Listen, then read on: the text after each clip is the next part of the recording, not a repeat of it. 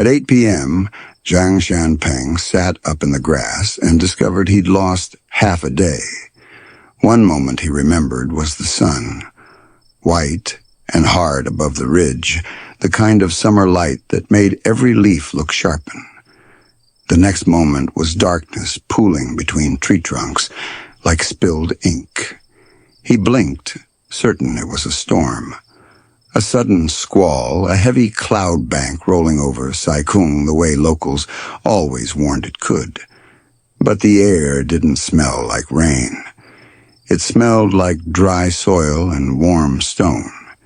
He reached into his pack for his phone with the same casual movement he'd made 1,000 times.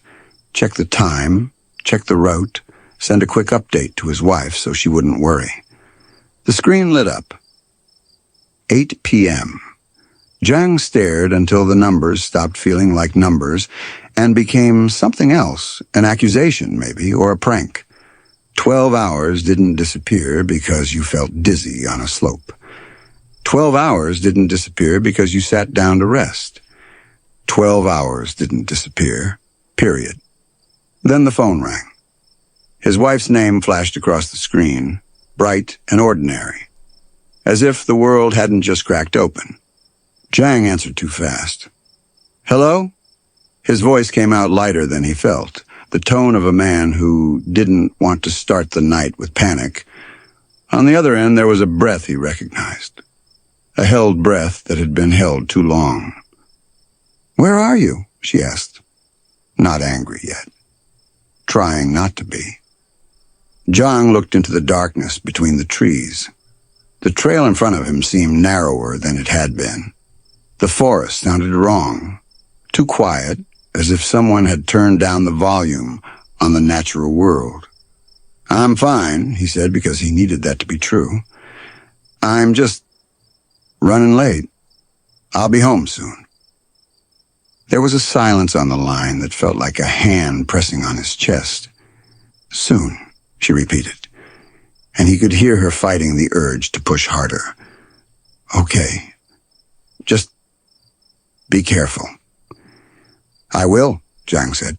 He hung up and held the phone in his palm for a moment longer than necessary, as if the warmth of it could keep time from doing whatever it had just done. Then he slid it away, switched on his flashlight, and began walking. He told himself the simplest explanation first: heat stroke, a fainting spell, a long blackout. He was 45, not 25. The day was humid. The climb was steep. He hadn't eaten enough. Fine. Embarrassing, but fine. But as he moved the beam of light across the ground, he saw something that made that explanation feel like a story you tell yourself to stay calm. The grass where he'd been lying showed no imprint, no flattened patch, no disturbed blades, as if no one had been there at all. Earlier that morning, June 18th, 2016, he had started the day like a man who wanted to feel in control. Pak Tam Chung was already warm when he arrived, that sticky, dense Hong Kong heat that made everything smell faintly green. The trailhead sat there with its signs and its maps and its reassuring neatness, a beginning point that looked civilized enough to make the wilderness beyond it feel almost polite. Zhang had hiked plenty. Not recklessly, not as some kind of thrill-seeker, but with the quiet confidence of someone who'd learned how to pack light, read weather, and keep his pace steady.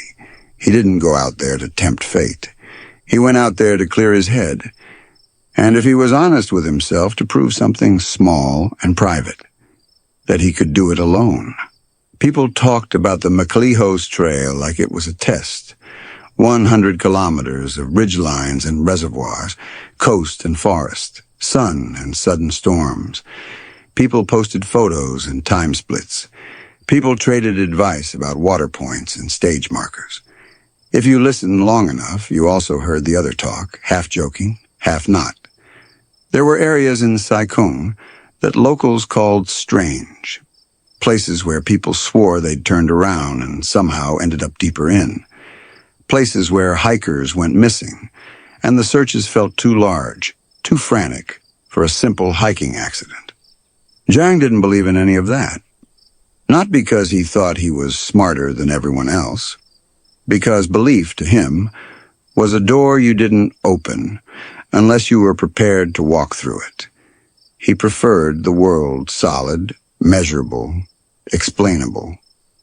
At around 10 in the morning, he took a photo of the trail, a simple shot, green rising ahead, the kind of picture you post because you want to remember you lived outside your office for a few hours. Then he typed a short line and posted it. In English, it would read, "Suddenly, I really want it to rain." A moment later, thunder snapped overhead. He added another line, half amused, half surprised. "So weird. Right after I posted, it thundered." He didn't mean it as a warning, just a little coincidence to mark the start of his day. But when he looked up, the sky had turned a sickly green, like bruised glass. A storm rolled in fast, too fast, the clouds dropping low enough to make the mountains feel closer, heavier. Wind slapped the trees, a hard burst of rain speckled the ground. Zhang stood at the entrance to the trail with his pack on his shoulders, watching the weather show its teeth. The rational move was obvious. Wait it out, or turn back. He waited. Then, as if the storm had never existed, the sky cleared. Sunlight returned so abruptly, it made the wet leaves glitter. The air warmed again. The clouds pulled away. Zhang laughed once under his breath, not because it was funny, because it was absurd, because it felt like the mountain had tested him, then decided to let him pass. He tucked his phone away, adjusted the straps of his pack, and stepped onto the MacLehose trail. For the first hour, everything made sense. The trail was beautiful in the way Hong Kong wilderness always surprises you. Dense green, sudden vistas, the sea flashing between ridges, as if someone had cut windows into the trees. Zhang walked at a comfortable pace, stopping sometimes to take photos. He felt his shoulders loosen, the city noise in his head fading. He thought about his wife, how she'd asked him not to push too hard, how she glanced at his pack and said, half teasing, "You always pack like you're going to war." He had kissed her forehead and said, "It's just a hike." And it was until the incline. The slope wasn't the first climb of the day, but it was steeper, and it hit him in a way he didn't expect. Halfway up, the air around him began to feel thicker. He slowed, thinking it was humidity. Then the heat increased sharply, as if someone had turned up a dial. Sweat broke out across his skin. His shirt clung to his back. His heartbeat felt too loud in his ears. He stopped, hands on his knees, trying to pull in slow breaths. The heat didn't ease. It pressed in from all sides. His vision wavered. The trees blurred at the edges. He felt a sudden, ugly fear, not of anything supernatural, not of stories, but of his own body betraying him in the middle of nowhere. He tried to take one more step. The world tilted. He remembers his foot sliding slightly on loose soil. He remembers the sick certainty. I'm going down. And then the sensation of falling wasn't even dramatic. It was like the lights simply shut off. When he woke the first time, it was dark, and the time was wrong, and his wife's voice was the only thing that sounded real. After the call, Zhang forced his mind to behave. He ran through possibilities the way you do when you refuse to panic. Option 1. He fainted and was unconscious for a long time. 12 hours. It was humiliating, but possible. Option 2. His phone time was wrong, but the call from his wife had come at the right time, the right hour for worry. Option 3. He had been moved. Someone had found him passed out and dragged him to a different spot. The last idea made him suddenly grateful for the quiet, because if someone had been there, if someone had touched him, he would have felt it. He would have woken, he would have seen them, and yet no imprint in the grass, no disturbed ground. Zhang stood and swept his flashlight around the area, trying to orient himself. The forest looked unfamiliar, not wildly different. No impossible trees, no alien landscape. It was subtle, the density of the underbrush, the angle of the path, the way the slope fell away. Like stepping into a room you've been in before, but the furniture has been rearranged. He turned, intending to head back toward the trailhead, toward his car, toward the neat beginning point where everything had seemed safe. He reached for his phone again, because he suddenly wanted to call someone, anyone, and tell them he'd had an accident. His hand went into his pack and met nothing. Zhang froze. He dug deeper. He pulled the pack open wider and shoved his arm down to the bottom, fingers scraping fabric. Empty. The water bottle, gone. Snacks, gone. Even small things. The kind of clutter you forget you packed. Gone. For a moment his mind refused to accept what his hand was telling him. He shook the bag as if things might fall out of a hidden pocket. Nothing. Zhang stared into the open pack with a slow, crawling horror. He wasn't just late. He wasn't just hurt. He was suddenly, inexplicably, unequipped. He turned in a slow circle and shouted for help. His voice felt swallowed. He shouted again, louder. Nothing answered. No echo, no animal movement, not even the stream he'd heard earlier. The silence felt like pressure on his ears. A vacuum. And then, as if his body had learned a new rule, that heavy sensation returned, his head filling with weight, his thoughts slipping sideways, the world starting to swim. Zhang sank down, palms pressed into the dirt. He told himself through clenched teeth, "Stay awake." But the darkness crept in anyway, soft and unstoppable. Morning. He woke to sunlight and birdsong so loud it felt obscene. The first thing he did, without even sitting fully upright, was grab his pack and shove his hand inside. Still empty. Zhang sat there on the incline, blinking, jaw tight, trying to make sense of his own memory. He was certain he'd had a full pack. Water, food, phone, flashlight. Now he had nothing. A man without supplies can still walk out of the woods if he stays calm, if he follows the trail, if he keeps moving. So Zhang stood and started walking, calling out occasionally, hoping to hear another hiker. No one responded. After an hour, his stomach began to knot, not just from hunger, but from the growing sense that the trail was wrong. He should have reached familiar turns. He should have recognized the shape of certain rocks, the way the path bent. Instead, everything looked like a new version of the same forest. Trees repeating like a pattern, hills rising and falling without meaning. He reached a bend and saw water up ahead, a pond tucked behind brush. He hadn't seen it on the way in, but at this point, hadn't seen it. Felt like a weak category. He couldn't trust what he'd seen. Then he saw a person standing beyond the pond. Relief hit him so hard it made his eyes sting. Zhang raised his hands to his mouth and called out, "Hello!" The person didn't turn. They ran. It wasn't a startled jog. It was a sudden sprint. Fast, urgent, as if fleeing was their first and only instinct. Zhang's relief snapped into confusion, then into panic. "Wait!" he shouted, and took off after them, stumbling around the pond's edge. His lungs burned. His legs felt heavy. He hadn't eaten. He hadn't drunk. He didn't even know how long he'd truly been out there. But adrenaline has its own cruel generosity. He gained ground. The figure stopped in the trees, back still turned. Zhang skidded to a halt behind them, panting.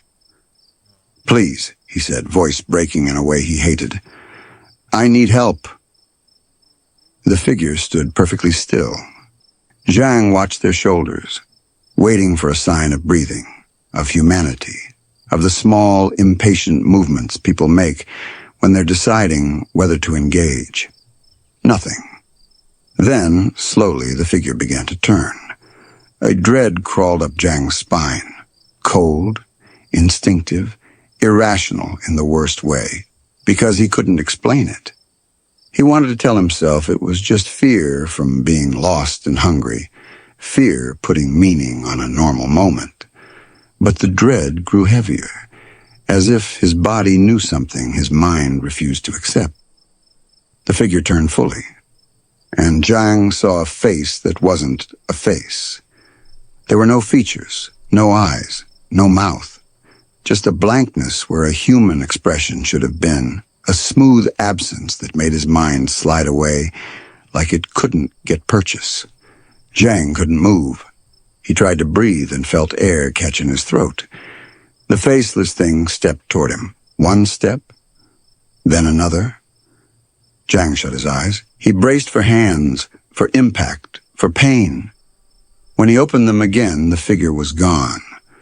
For a long moment, Zhang stood trembling in the woods, staring at the empty air where it had been. He turned sharply, needing to get back to the pond, needing to orient himself with water, with something real. The pond wasn't there, only trees. And the light had changed. It wasn't late afternoon.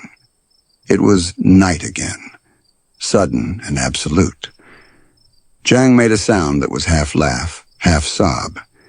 He took 2 steps before his head grew heavy again, the world slipping. He fell. If you ask someone afterward what it feels like to lose days, they'll often describe it like a nightmare. Jump cuts, blurred memories, waking up in new places, disorientation. But what Zhang Shanpeng would later struggle to explain wasn't just disorientation. It was how consistent the wrongness felt. He would wake, find himself near the incline again, or near water, or deeper in forest, and the trail would refuse to behave like a trail. It bent back into itself. It offered new turns. It erased familiar landmarks. Worse, the forest sometimes went silent in a way that didn't feel natural. When normal forest quiet happens, you still hear small things, a distant insect, leaves shifting, your own breath not sounding so loud. This was different. It was as if the world had been muted. In those moments, Zhang would stop and listen hard, telling himself he was imagining it. That fear was changing his perception. Then he would hear something else. Voices, not close, not far, unplaceable. It sounded like fragments of ordinary life, the hum of conversation, someone calling out, the faint suggestion of television chatter, the kind of sound that makes you think of apartments, street markets, family dinners. But the voices didn't come from a direction. They seemed to come from the water, from the rocks, from the trees themselves.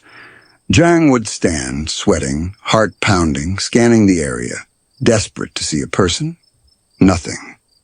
And every time panic rose too high, that heaviness would settle behind his eyes again, and the world would slip away. Sleep became an enemy. Closing his eyes began to feel like consent. But exhaustion is ruthless. He couldn't stay awake forever. At some point, he couldn't later say when, Zhang found himself walking through a stretch of land that opened strangely, trees thinning into grass. Ahead, the ground sloped downward, and he saw what looked like a cemetery. Rows of stones, a field of markers. It shouldn't have been there, not on a trail he believed he knew, not hidden in the kind of wilderness that didn't hold that sort of development. He walked into it anyway because nothing had made sense for days and he needed to test reality. He reached out and touched one of the stones. Solid. Cold. Real. His stomach tightened. A shiver ran through him. He looked up and saw shapes, figures, clustered in the distance like people gathered at a grave. Relief surged again, despite everything. He started toward them, then slowed, watching. One of the figures shifted, turning in a way that suggested awareness, and again, that crawling dread.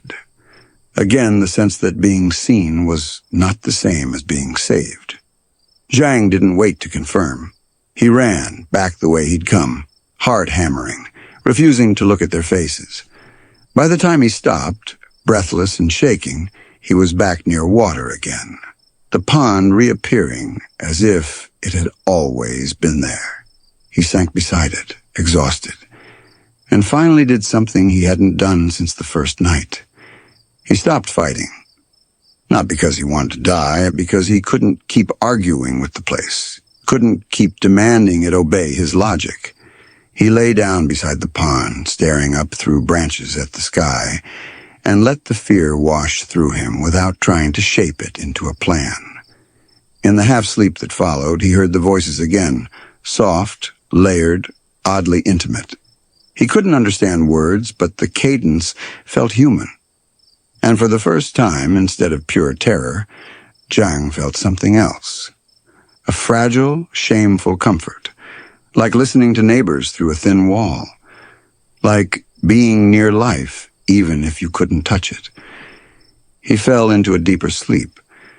When Zhang woke, the forest was loud again. Birds called, insects whined, leaves shifted in the breeze. The sound itself made his eyes fill with tears, because it meant the world had returned to its usual rules, at least temporarily.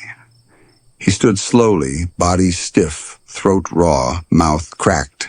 He followed the sound of running water and found a stream, real water, moving in a direction, not just sitting like a mirror. Zhang decided to follow it. Downstream meant somewhere. Downstream meant exit. Downstream meant civilization. Hours passed. The sun climbed overhead, burning his neck. His legs moved slower. His mind drifted in and out of that thin space between determination and surrender. Then he saw them. 3 figures ahead along the stream. They stood with their backs turned, as if they were waiting, blocking the narrow path where the water ran between rocks. For a breath, Zhang's hope surged so hard it hurt. Then the silence fell, and Zhang knew before anything happened that this moment could break him. He forced his voice to work. "Hello," he called. The sound didn't carry right. It sounded small. The nearest figures shifted. Slowly they began to turn. Zhang felt dread coil in his chest. He couldn't stop it. It was pure body instinct now, independent of logic. He thought of his wife's voice. He thought of the car park at Pak Tam Chung. He thought of how ordinary the morning had been, how he'd believed a solo hike was a clean, simple thing. The figure's head angled toward him, and Zhang shut his eyes. He didn't pray. He didn't beg. He simply waited, heart pounding, for whatever came next. When he opened his eyes, cicadas screamed, loud and normal, and the 3 figures were no longer faceless shadows at all. They were hikers, real people with packs and sun hats, standing in awkward confusion. One of them stepped forward, raising a hand in a gesture that was both greeting and caution. "Hey," the man called. "Are you okay? Do you need help?" Zhang tried to answer and felt his throat seize. He managed a sound like a sob. His knees buckled. He dropped to the ground, not out of drama, but because his body finally stopped obeying his pride. The hikers rushed toward him. Someone crouched beside him, speaking quickly, asking his name, asking if he could stand, if he had water. Zhang grabbed the man's sleeve with shaking fingers. "My phone," he rasped. My phone is gone." One of the hikers pulled out a phone immediately. Zhang watched the screen light up as if it were a miracle. His hands shook too hard to dial. The hiker did it for him, calling emergency services while another offered him water in slow, careful sips. Zhang drank and felt the cold liquid hit his stomach like a physical blow. His body reacted with a wave of nausea and relief. He heard himself say in a broken voice, "I've been here. Days." The hikers exchanged looks, those quick glances people share when they realize they've stepped into a situation bigger than they expected. Emergency responders arrived later, police and then medical help, finding Zhang near the Sai Kung coastline, battered more by exposure than by injury. He had abrasions on his hands and feet, the kind of scrapes you get from falling and stumbling and moving through brush. He looked sunburned, exhausted, and oddly stunned. That night, around 10, he was transported out and taken to hospital. Under fluorescent lights, doctors checked him for head trauma, dehydration, anything that could explain blackouts and confusion. The practical conclusion was simple. He was dehydrated, depleted, and likely disoriented from heat and exertion. There were no dramatic physical findings, no broken bones, no obvious neurological catastrophe. Just a man who had gone out alone, pushed too hard, and vanished for nearly 85 hours. In the days that followed, Zhang's story spread in the way these stories always do. Passed from phone to phone, from hiking groups to late-night conversations. People wanted neat answers. Some leaned on the rational, heat illness, confusion, possibly wandering farther than he remembered. The mind under stress can do violent things to memory. Others leaned into the local folklore. Certain parts of Sai Kung were a barrier, a place where people slipped into something not quite aligned with the ordinary world. Zhang himself didn't declare a single clean explanation. He knew what he'd felt. He knew what he'd seen, or believed he'd seen, standing at the edge of that pond, watching something without a face turned toward him. He knew the silence, the way it had erased his voice. He knew the terror of putting his hand into his pack and finding it empty, as if his belongings had never existed. He also knew the hospital lights were real. His wife's arms were real. The anger and relief in her eyes were real. That part was tangible resolution. He was alive. He was home. He was physically intact. But resolution is not the same as closure. Because in the quiet nights afterward, lying in his bed with the air conditioner humming, and the city outside continuing as if nothing had happened, Zhang discovered that the worst residue wasn't the fear. It was doubt. Doubt about the reliability of his own senses. Doubt about the stability of the world when no one else is watching. Sometimes he would wake and listen, half expecting the apartment to go unnaturally silent, the way the forest had. Sometimes he would hold his phone in his hand and feel the same cold spike of panic, remembering how easily it had been taken out of his reality.